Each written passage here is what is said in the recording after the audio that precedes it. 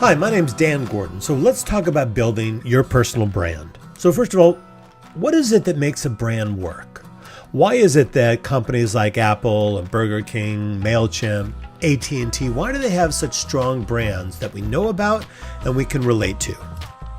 You want to think of a brand as a personality. And the way that you identify with people in your world is by knowing who they are. In other words, if somebody asks you, hey, what is this person like? You don't start in with how tall they are, the color of their eyes, where they're from. You talk about them on more of a personal level. He's very dedicated to his job. He does a lot of philanthropic work. These are qualities that allow us to get to know someone in a way that just the technical details of their life doesn't. And we don't choose our friends based on the things they can offer us. We choose friends by the satisfaction we get in connecting with them. The people that we choose in our lives enhance our lives. So the same is true of brands. Humans are relationship building machines. We are constantly forming connections with the things that we want. We choose the connection that best suits us based on a complex series of emotional responses. And this has nothing to do with logic. It comes down to what we call our gut choice. So brands, and especially brands that are done right, are designed to inspire these emotional responses from their market. This causes their market to begin forming relationships with only their product. Now, once the relationship is formed, the brand no longer has to persuade their market to buy it. They simply continue reinforcing that relationship. So let me give you some examples. Harley-Davidson doesn't sell motorcycles. They sell the American ideal of freedom. You're not just buying a form of transportation. You're buying into a community and a mindset. Southwest Airlines. Southwest does not sell air travel. They sell a travel experience that only they can provide. So Southwest created a brand that made people feel connected to their airline as if it was their friend. Starbucks. Starbucks is not a coffee shop. It is your living room away from home where you get to enjoy a special treat. So, is there a difference between branding a thing and branding a person? Actually, no. A brand is not based on what the thing is. A brand is based on the unique way in which it shows up in the marketplace. This unique way is the brand's personality. Its personality is what attracts the correct buyers to the brand and thus begins the relationship. It almost wouldn't matter if Harley-Davidson sold doorknobs. At this point, it's the brand that carries the emotional attachment, not the product. That's why the method of branding a thing or branding a person is interchangeable. It's all about relationship building based on personality. Without a personality, you do not have a brand. You have a watch, a car, some guy from the 1800s. A brand is a Rolex, a Tesla, Abraham Lincoln. These are products and a person with a definable personality that a market can relate to. By employing the markers of human relationship building, you create yourself as a brand. Now, these people never intended to be brands, but they are, because we feel like we have a personal relationship with them even though we don't. But the brand that they left on us isn't so much of what they did, but how they did it. So let's go through the Big Time Group's 7 steps to personal branding. I'm going to go through these quick and then I'm going to explain what they are. The first is spocking it.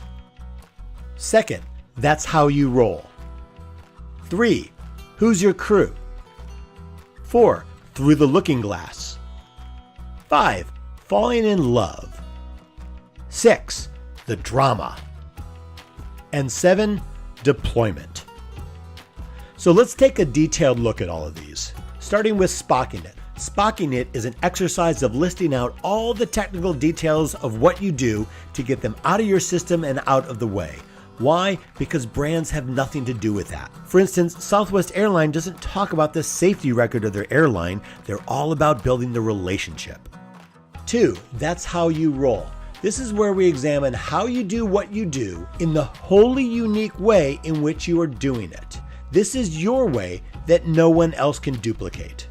When United Airlines came up with TED, their version of Southwest Airlines, it failed. And why? because they couldn't duplicate the quality, the personality of Southwest. 3, who's your crew? This is where we determine your markets. Your primary market are those who are best served by your unique style of product delivery. These are the people who love what you do in the way that you do it. They wouldn't take any substitution. Your secondary market, those who may or may not partake in your offering. It's not your core audience, but it's a solid market that still creates income. And third, and oddly enough, the hater market. We want to know the people who don't like you, who think you're a fraud. We want to make sure we know who those are, so your brand is constantly pushing them away. For instance, Rolex is not trying to figure out how to capture the hippie market. Number 4, through the looking glass. This is critical. You want to go to where your clients are, turn around and look at your business from their perspective. What do my clients want? What's important to them? Here's the key. They aren't interested in learning about what you think is so important that they need to know. Their only concern is how what you do can benefit them the most. Falling in love. This is where we examine the deepest levels of emotional fulfillment that you provide for your primary market. When someone buys a Tesla, they aren't just buying a mode of transportation. They're making a statement about themselves. That Tesla driver feels important, and that's the emotional fulfillment that he's looking for. 6, the drama. So here's where you write the dramatic story of how you triumphed, beat the odds, and came to provide this amazingly wonderful and unique service to the world. The most fascinating part of any superhero movie is what? The origin story, how they came to be. In the drama, you're creating your origin story. And who's going to see your drama? Nobody. This is a reference just for you in building your brand. And finally, deployment. This is the strategy of putting your brand out to the world in a perfect, unbroken chain of words, graphics, and media that can be expressed both online and in person. Once you go through these 7 steps, you'll be looking at what you do and how you do it in a way you've never experienced. You will have created what we call the brand story. Now, how do you know if you've got your personal brand down? Well, let's go through your branding checklist. Have you determined the qualities that you deliver within your product that your competition simply can't do? Do you know who the people are that see the value in how you do it rather than just seeing what you do? Have you determined the market that isn't right for you, the ones you want to push away? Do you know the deep emotional satisfaction that you're providing for your customers, the thing that has nothing to do with the product? Do you have a unique and captivating story that you can tell about your process? And finally, to really know if you're doing your brand correctly, when you share your brand, are people intrigued by it? If they aren't, chances are you're still talking about the technical details. Go back and rework the 7 steps. So let me give you the 5 ways to boost your brand engagement, because it isn't enough just to have a brand. If you build a powerful engine and it just sits there, what's the point? We got to put that thing in a car. Number 1, tell emotional stories. Companies like Coke and Apple have proven that emotional storytelling is key to brand vitality. You can tap into the wiring that makes human beings light up by telling stories that inspire, make us smile, and touch us deeply. 2, learn from your audience. Look, if you don't know what your audience cares about, then they're not going to have a strong engagement with your brand. You want to watch how your audience interacts with your online properties. Do research, seek out industry studies. Do Google searches after Google searches. Look into research firms that provide industry studies about your market. Or now with the website SurveyMonkey, you can actually buy an audience that you can survey. Doing research about your audience has never been easier. 3, look for real-time trend. In 2015, there was this whole online conversation where people said a dress was gold and white or black and blue. Now, the Salvation Army picked up on this trend and used it in a powerful ad to talk about domestic violence. Now, they leveraged the conversation that was already happening to call attention to a topic that was relevant to their brand: spousal abuse. 4, use only custom content. Look, people know when they're reading something if it's rehashed, rehomogenized, regurgitated content that lives somewhere else. You absolutely need to write your own custom content in your voice that in every paragraph is expressing a quality of your brand that just doesn't exist with the generic content that's out there on the internet. And the fifth way to boost your brand engagement, champion bold initiatives.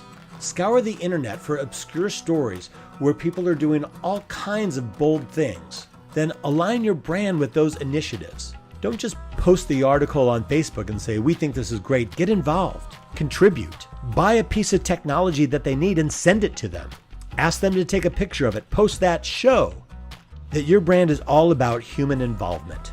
So finally, I want to talk about how you use your personal brand in marketing yourself. After all, what's the point of doing all this work if it's not generating income for you? So there's 4 things you want to focus on: the problem, the solution, why you, and making the sale. The problem is whatever your market is struggling with. And you always want to show up as the one who understands the problem in a way that most people don't. You want your market to feel like you appreciate the struggle that they're facing. Solution. You want them to feel that you're very familiar with the types of solutions that can resolve their problems. And more than that, you're happy to help them with it. Now, why you? Well, simply put, you're the expert. You not only understand the problem and the solution, but you've had a tremendous amount of experience dealing with these problems, dealing with them successfully. And not only that, but you're a thought leader around these specific issues. And finally, making the sale. This is the hardest part for a lot of people. I think we all struggle with the fear of rejection, and asking for money is the ultimate moment where they're either going to say, yeah, I want to work with you, or no, I don't. But let me make it easier on you. You want to have a simple way for your clients to begin working with you. You want to have a simple way to give them an instant quote for your services. You have a package deal, or you have a landing page where they can easily sign up. The less you hem and haw and hesitate on closing the deal, the more confidence they'll have in you and the more likely they are to buy. I'm always happy to talk to people further about branding and promoting themselves. It's what I do, it's what I'm passionate about. You can check us out online at thebigtimegroup.com. Call me directly at 818-613-1984 or send me an email, dan@thebigtimegroup.com. Thank you so much for your time. It's been a real treat sharing this with you. I hope I've helped. I'm Dan Gordon from the Big Time Group.